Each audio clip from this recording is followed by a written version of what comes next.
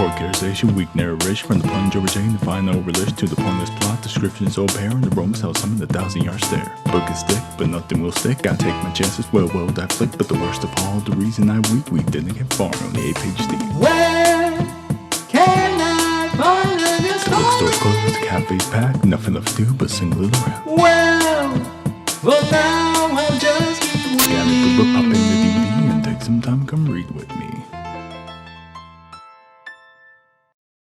How's it going, bookworms, filmsters? My name is Mike and welcome back to another BVM review.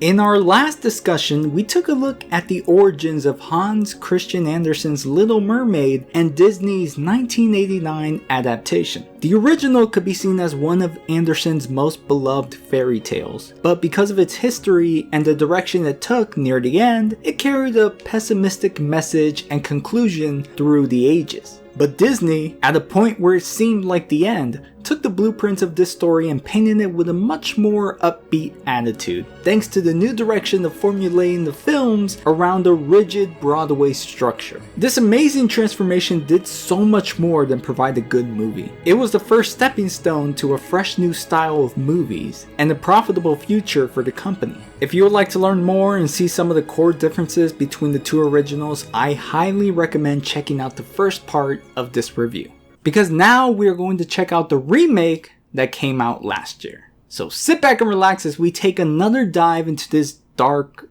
dull, and diversifying ocean to see what is going on with the Little Mermaid.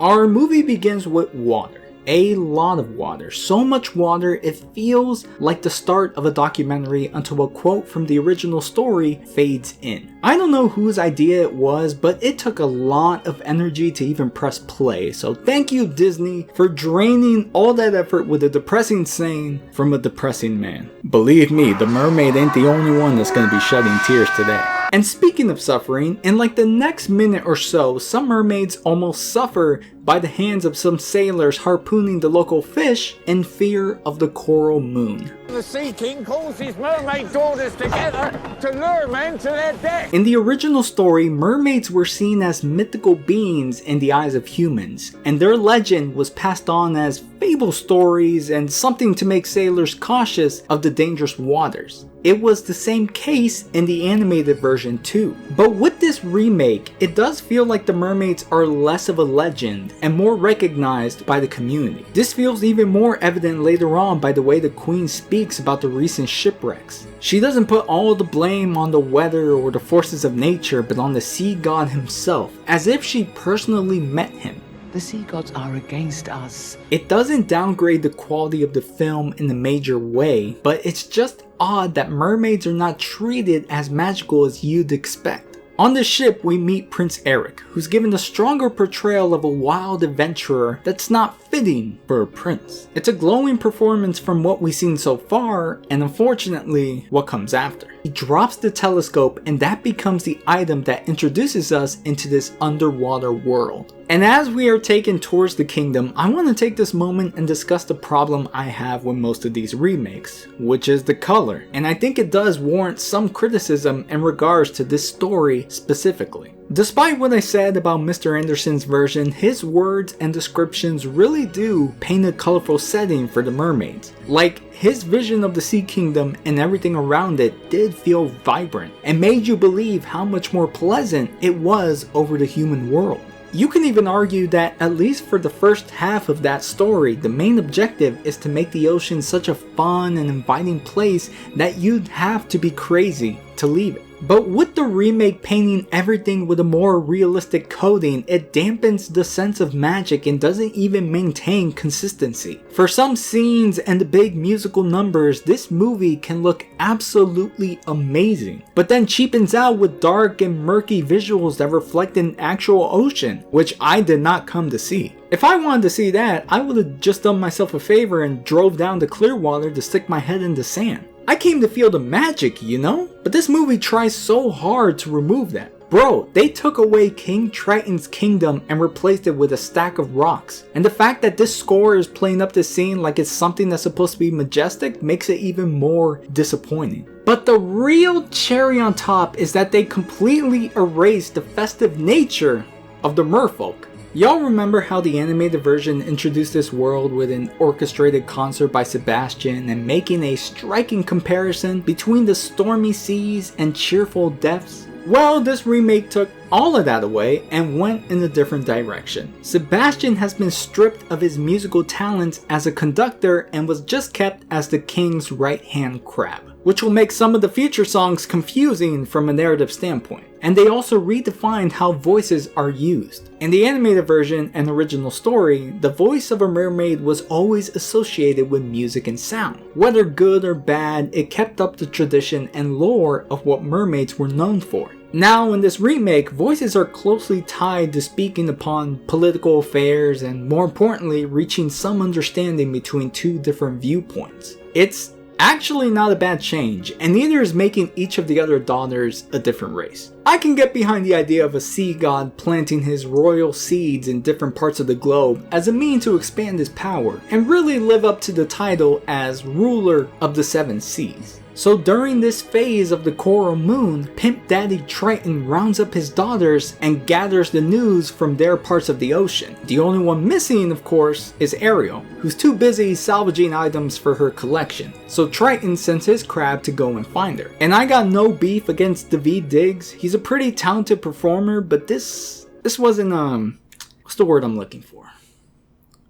Good. I reminded her about the gathering just this morning. What more can one crustacean do? It's worse than my own crabby impersonation, man. A little inflated and cartoonish with long pauses in between. After risking their lives for a fork, Ariel and Flounder take their findings to their scatterbrained bird friend who tells them all about the human world. Her role in this is similar to the grandmothers from the original story, but watching this and the direction Disney was taking with the film, I'm honestly surprised they didn't just add a grandmother character. Not only would it have fitted with the plentiful inclusion of female casting, but it would have given this film a more distinctive identity from its animated counterpart. It would have been a very welcome change for a number of reasons, and could have avoided the horrific decision of turning into a fish murderer. Come back, Flounder, it's just Scuttle. Yeah, Flounder, what's there to be scared of? She only killed your cousin, you silly guppy.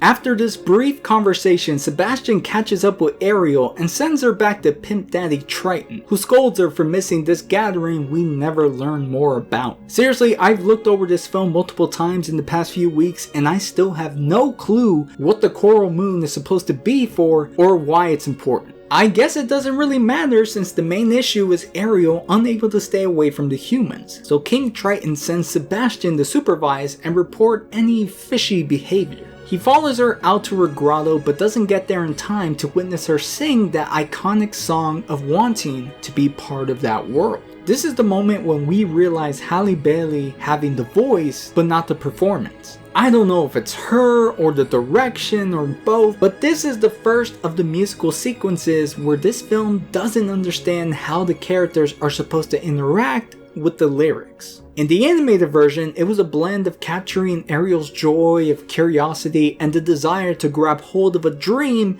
that seemed so far out of reach. Watching it here, there's nothing shown in either of her movements or facial expressions to really display this overflowing joy she should have talking about the gadgets and gizmos and jigamabobs. In fact, she comes off as annoyed at times. You want thingamabobs? I got 20.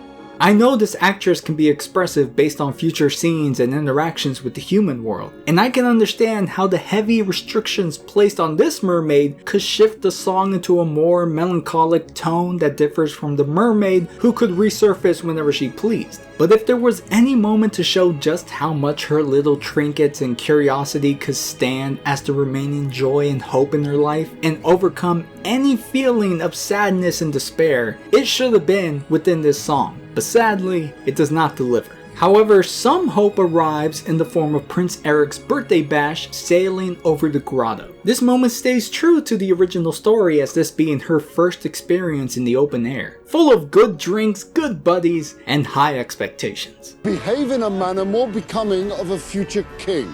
One of the things I do appreciate about this remake was Eric having more dimension than the animated version. There's a lot more to him than just being the guy Ariel falls for. In fact, I might argue that he's a complete carbon copy of Ariel's background, except on land. He's the adopted son of his kingdom, expected to become like his foster king that rules within the confines of his castle, like a certain sea god, but Eric doesn't want that. He wants to keep an open mind and learn more about the world through these voyages. However, that's not always an easy life, as Eric sees by the sight of a storm emerging, and the crew try their best to avoid danger but find themselves on the flaming ship, wrecked by a nasty collision. Everyone either throws himself off or is thrown off, except for the dog Max, and as Prince Eric saves him, the ship abrupts his standing and sends him rolling off the edge along with the statue. Ariel saves him in the nick of time and brings him to a nearby shore, does her little vocal imprint that doesn't happen in the original story, and swims off before the castle guards arrive to collect the unconscious prince. And there's something funny about the way she shimmies her way towards the money shot. Like the director and cameraman is directing her like, can you glide just a little to the left, just a smidge there, well, no, that doesn't look right either. Alright, just a smidge more, just a little bit, there you go, there's the money shot, go get him, girl. So now Sebastian is worrying about Ariel's newfound love, and when he finds her admiring the statue, he steps in to stop this obsession by singing about how much it is better downwards weather. Compared to the original, there is some problems with this song. For one, as I mentioned earlier, Sebastian doesn't have the trait of a musical conductor, so for him to upstart this musical sequence makes less sense, especially by the fact that there are no singing mermaids or creatures to accompany him. 2, the lyrics don't match what's happening on screen. It was clear in the animated version that the song was specifically written for animation, to have all the local fish make music from their environment and show that fun could be found in every corner. Yet, because of the bland decision to design the sea animals like actual sea animals, they don't have the ability to make music with their surroundings, and by the evidence of this film changing lyrics for certain songs, they did not make any effort for this one and kept the limiting visuals to remain mismatched. Where the hell is the cop that's playing the harp, the blackfish that sings nowhere to be seen, the ray that can play took off for the day, but damn can that blowfish fall! On top of that, the atmosphere is gone since there is no one else singing aside from Sebastian and Ariel. Looking from the outside, this decision must have been done to save cost on hiring additional voices, which is, I mean, it's understandable. I mean, with a budget of $250 million, you can't be spending your money nilly-willy, especially not with singers. What do you think this is? A musical? Just have the crabs sing all the roles. Guess who gonna be on the play? Guess who gonna be on the play? And hey, while you're at it, turn into a duet with Ariel, which leads into my final point. No one understood the point of this song. The reason why this song was sung in the first place was to show Ariel how better it is under the sea, and it was the responsibility of Sebastian and the other sea life to convince her of that fact. In the original, you can clearly tell she's not having it and still too fixated on being elsewhere. But since none of the other fish sing along in this remake, I guess Ariel was pushed to assist with some of the vocals. And I could get behind the idea of her being so absorbed in the song that she enters in the groove, but once it ends, she immediately flees from the scene. The statue is already in her grotto by this point, so Flounder doesn't have a reason to interrupt and pull her back to her obsession, so the end of this song really makes her seem like a fake who played Sebastian. There's no question that this performance was bright, spectacular, and probably the best thing about this movie. But speaking from a narrative and lyrical standpoint, it's messy, and they did nothing to reflect the transition into live action. After this, we shift to Eric's perspective with his share of obsession and oppression. Wanting to find the girl who rescued him, his foster mother, the Queen, shuts him down in fear of the shipwrecks and hurricanes caused by the angered sea gods. Eric responds by walking away and singing his own I Want song. And I'm sorry if anyone has this in their karaoke playlist, but it's truly forgettable, and not nearly as powerful as part of your world. Makes it even harder to enjoy when the actor can't decide on a single vocal range and keeps exhausting himself. Seriously, I was genuinely worried he was gonna pass out on those rocks and suffer another injury. Jumping back to Ariel, she's with her sisters cleaning up after the recent shipwreck, tolerating enough of the human bad-mouthing before swimming away. And this somehow was interpreted as her being in love? What's going on with her? You remember what I was like? How could we forget? Well, I wonder who the lucky merman is. Pimp Daddy Triton feels like something good is happening until Sebastian reveals the truth, leading him to meet her at the grotto, destroying all her treasures and tells her to never leave again.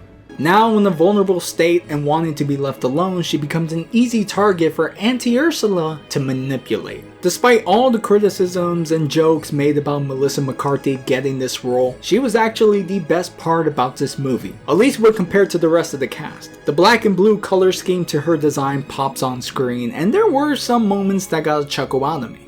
Whatever you say, darling. Wait. Yes.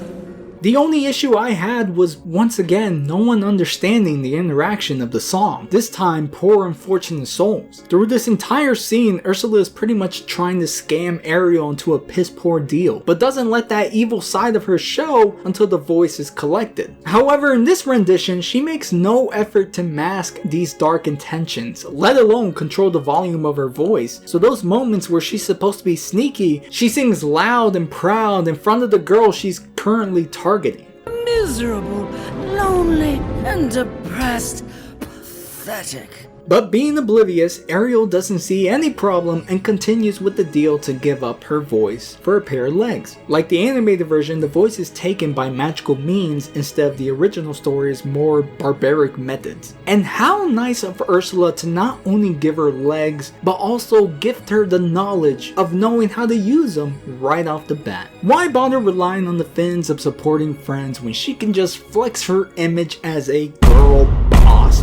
Now trapped in the middle of nowhere, she and her friends try to reach some kind of shore until a fisherman picks her up and takes her back to the castle, beginning this new song for the first time. Out of all the new songs added for this remake, this one felt well inserted. The tone and whimsical bounciness of the music and lyrics fits with the overall vibe of this universe, and I can actually envision it being part of the animated version, so it wins some points with fresh originality. Through this song, Ariel gets familiar with the human world, until she's presented to Eric as the possible girl he's been searching for. But without the voice, it just doesn't seem possible, and he leaves in disappointment. She is left alone until Sebastian crawls up her window and tells her about the condition Ursula placed on this human form. It isn't as suffering as the original story's sensation of walking on knives, and it's not just the time limit before sunset. Ursula also added this thing where Ariel can't remember the fact that she needs true love's kiss to stay in this form, and if anyone tries to remind her, she just immediately forgets again. Honestly, this new condition feels kinda useless because the chemistry was already effortless, and it was really in the hands of Sebastian and friends who were setting the romantic mood.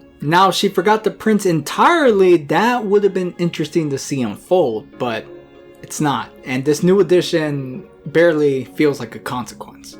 So next morning, after a low-key funny joke about the original story, Flounder told me the whole story. Has Ariel killed the prince yet? Ariel sneaks off to Prince Eric's grotto full of trinkets and knickknacks collected from his adventures, and this whole scene becomes a wholesome meet-cute for them bonding over their curious nature. It's scenes like these that really do add more to the story. Even though their backgrounds are painfully obvious and identical, it doesn't downplay the chemistry when they are actually together. And it's honestly so compatible that I don't mind seeing more of it. Such as the next day when they take a ride in the carriage. What was supposed to be a mission to find a mysterious girl throughout the land, it ends up becoming this fun detour with this local community. And I honestly couldn't help myself from chuckling when she was gifted a flower and immediately munched it off like a flippin' goat. When it came to the interactions on land, that's when the movie got more fun to watch, for me personally.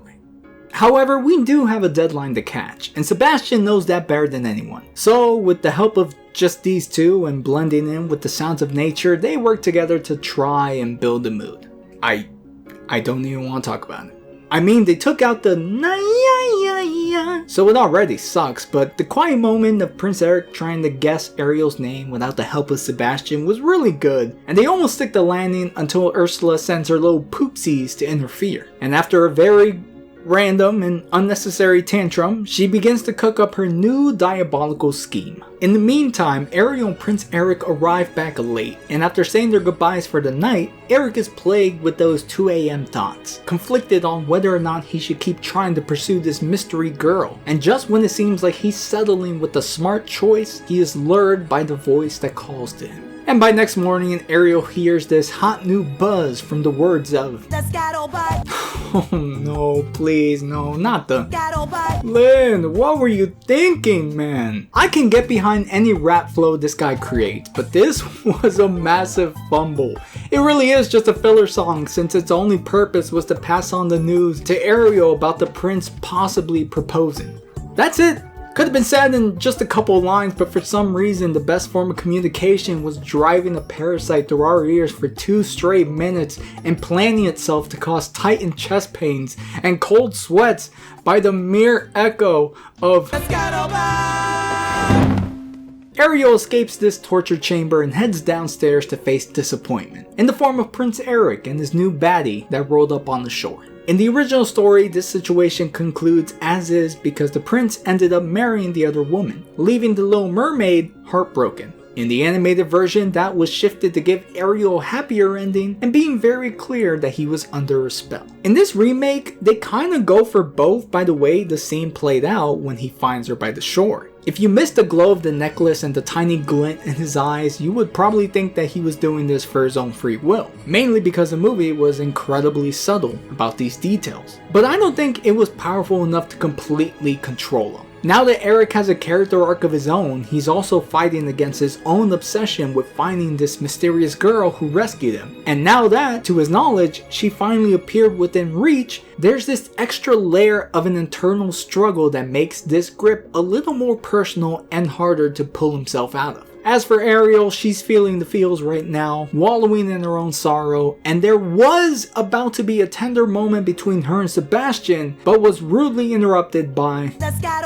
like, I legit felt betrayed by the cut of what could have been a very strong scene, but whatever. So now everyone's racing towards the engagement, which is different from both the animated version and original story that jumps straight to the wedding, and on a boat no less. Keeping it all on land, it gives Ariel enough time to reach the Sea Witch and get her voice back. However, time has run out for her and she turns back into a mermaid. And through the confusion, Ursula grabs the girl, jumps off the cliff, and drags her back into the depths to complete the deal. However, Pimp Daddy Triton arrives to trade his life and power for the safety of his daughter. And when I say life, I mean his whole life. Dude just disintegrates into nothing and doesn't become the shriveled, floppy cretin or one of these things. And because he's completely gone, he doesn't get to witness the actions of a human meeting them on their level and attempting to save his daughter's life. Ariel returns the favor by directing the trident's aim at the sea snakes, and Ursula grows her rage into a gigantic size. Throughout this whole scene, you can never get a good look at her face. I only noticed it by the amount of reviewers pointed it out, and it is odd that they decided to hide it. Might have made it seem more terrifying if they showed it, but this is what they decided. Along with the change to have Prince Eric be the damsel in distress, while Ariel is given the finishing blow.